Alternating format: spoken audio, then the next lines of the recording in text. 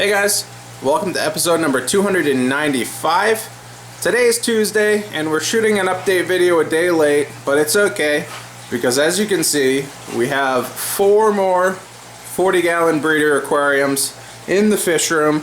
They're still in their packaging. I just got them in. I'm really excited about it.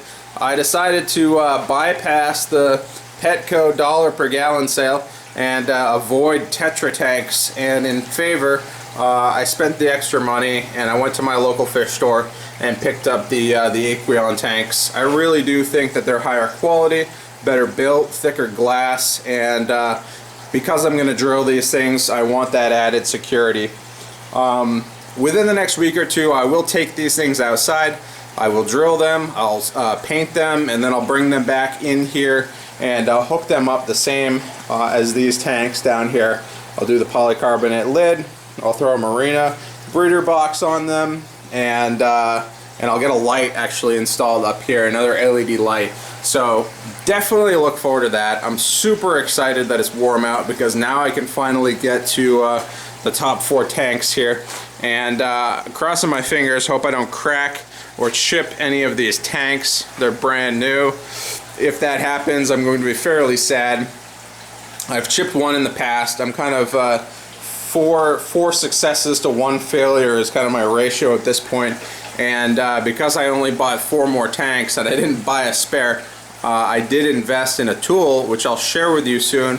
It's on its way, which is going to help drilling these tanks, help make that quite a bit easier. So definitely look forward to that. Some more updates. We have our seedlings here going very strong. They've been sprouting over the last week or two, and we've got the cucumbers here. These are cucumbers as well.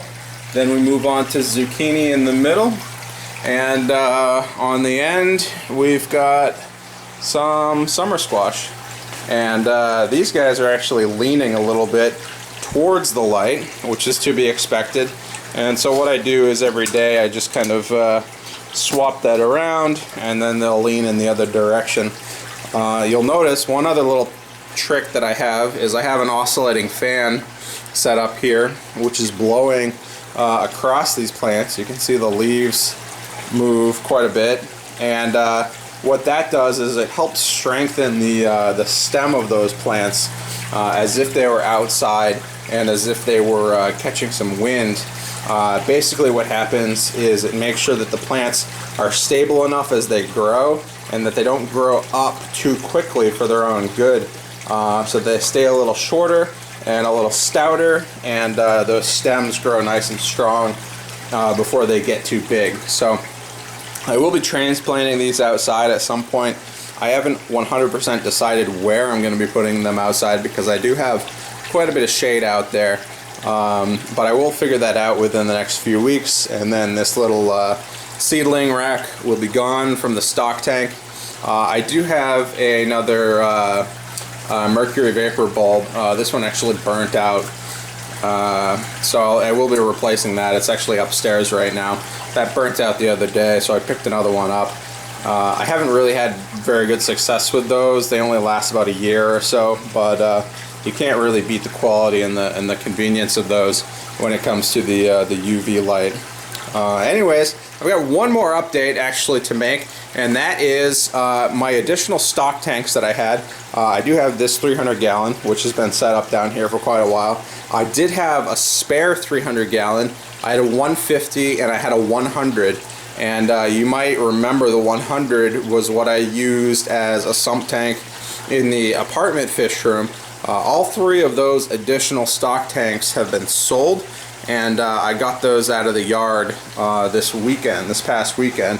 So cleaning up the yard, doing a little bit of spring cleaning down here, setting things up, getting things finalized in this fish room, and then I'll be getting on to the breeding projects, the serious breeding projects. I did attend the Boston Aquarium Society spring breeders auction last night, and the weather was not fantastic. The weather was really nasty out, very rainy, and it was pretty dangerous to drive in. But I did it anyways, and there weren't a whole lot of people that attended. So I did bring quite a bit of stuff to share with them. I brought some endlers, I brought some cherry shrimp, I brought some mangroves, and one other thing that I did bring, which was pretty cool and that people seem to respond really well to, was my freshwater cultures of phytoplankton combined with a starter culture of Daphnia. So I will be offering that here fairly shortly on my channel. If you are interested in receiving a starter culture of Daphnia with some green water, I would recommend the chlorella as the water sample that you would want there for the phytoplankton. Let me know within the next few weeks. It'll probably be warm enough that I should be able to ship those without any heat added, and my culture should be strong enough at that point to tolerate that. The cultures right now are a little bit weak. You can see the water is a little off color. That's because I did put some algae in there a few days ago, and they've already consumed quite a bit of that. But what I did do was last night, the 3 cultures that I sold, I took some from each of the buckets to create those starter cultures that I sold. So within the next few weeks, these should be back up to speed, and I should be able to start offering those to you guys as well. I do have some extra bottles here, which I'm preparing to throw up on this shelf. I'll retire the 1 liter and just keep all 2 liter bottles up there on the shelf. But as you can see, these cultures are going very strong, very dark green at this point.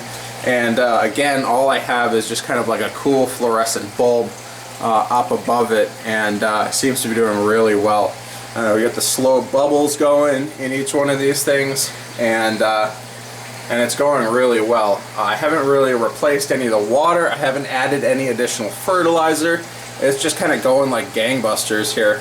So, you know, once a week what I'll do is I'll take one of these bottles off the shelf and I'll pour maybe a quarter of it into each of these buckets, and that will be enough algae in that bucket to last for the better part of a week. I'll do my water change with my bucket, as you've seen, and replace fresh water in all of those cultures, and I'll just repeat the process. So I guess the last thing I have to share is these angelfish are getting very large, and it's high time that they get their own homes. So what I'll be doing is selecting the best of the best here, and I'll try to pair them up. And what I might do is reserve 1 or 2 of these tanks for angelfish breeding. I have done it in the past. It's very enjoyable, and I think I can make space for it in the fish room as it exists right now. I don't know if it's going to be a long-term thing for me, but I'm at least interested in seeing if I can get a few of these guys to breed. So I'm looking forward to that, and I'm looking forward to getting all 4 of those tanks up top set up and running.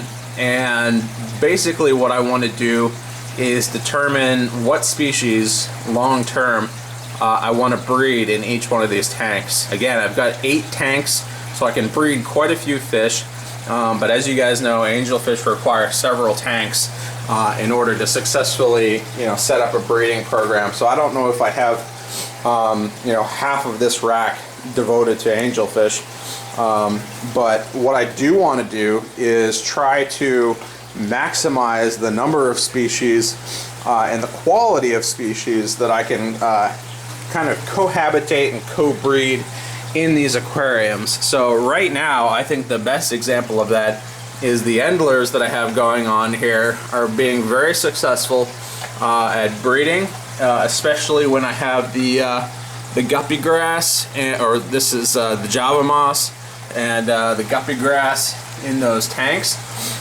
Seems to be working out really well. And I do have the bristlenose plecos, which are also breeding in these tanks, in the breeding caves. And so that's at least 2 species that are breeding in the same tank. And what I want to do ultimately is get that up to 3 species per tank that are breeding all together. And as you might be able to see, let's see if I can zoom in. There is a cherry shrimp in this tank, multiple cherry shrimp, and those guys have basically gotten in here by kind of jumping ship from these marina breeder boxes. I'm not quite sure how they got out. They might have climbed up over the top, jumped into the tank, and they're in there, and they're starting to reproduce, and I think they actually will be successful at reproducing as long as I have enough plant cover like the Java moss, and as long as I add enough chala wood to these tanks. They should be able to get away from the larger female endlers and breed successfully in these tanks. Who knows what kind of success they will have in breeding in a tank like this, but that's kind of the idea that I want to go for, is breeding multiple species per tank. Ideally, I'd like to get up to 3 per tank, and yeah, so I guess let me know what you guys think.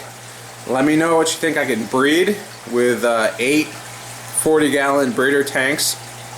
Let me know what you think I'll be able to sell you know, over the long term successfully, and let me know what you think I can you know, cohabitate and co-breed together, and what you've been successful with in your tanks.